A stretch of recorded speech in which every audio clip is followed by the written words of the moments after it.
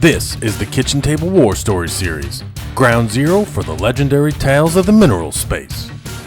We were trying to buy this deal, and we couldn't. We had a hard time. Again, this is a very common theme. It's hard to get in touch with some of these folks that live in these rural areas.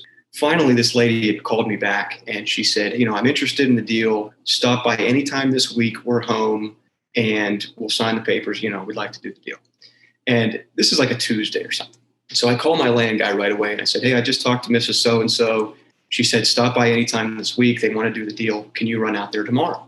And he said, well, I'm actually going to take my son golfing, kind of out that way. We're leaving 10, 20 minutes or whatever. I'll stop by today, get it signed real quickly, and we'll go play golf. I said, perfect.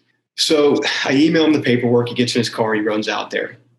And he gets out of his car, and he says he sees all this laundry hanging in the yard. And the most notable piece of clothing were these very large bras that he found. And he described them to me as like windsocks at the county airport, right? And so he goes to the front door with his son. And the husband opens the door, and he said that the marijuana smoke just hits him like a Cheech and Chong movie.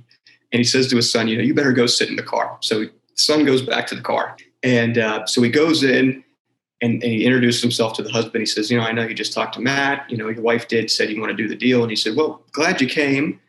We weren't really expecting you today. We said come by anytime this week. We thought it might be, at least tomorrow at the earliest. My wife's in the back doing some laundry, but she'll be out in a minute. And he says they sit down, they go in the living room, and there's these birds and parrots in these cages just going nuts. And he's sitting there talking to the husband 5 minutes, 10 minutes, 15 minutes, exchanging pleasantries. And my land guy says, hey, I don't mean to be rude. My son and I have a tea time. We just kind of stopped by under the impression that you were going to sign the paperwork. Everything was good, and we were going to get out of here. Is your wife going to be down anytime soon? And he says, well, let me go talk to her. So he leaves the room, and he said the birds just continue to go nuts, these parrots, right? Husband comes back, and his face is just flush red like a tomato. And he says, my wife will be out in a minute. And so they sit down, and all of a sudden the wife comes out from the back. She's wearing cargo shorts with bottles, like spray bottles, in her pockets that she proceeds to use on the birds, and one of these large bras. That's it.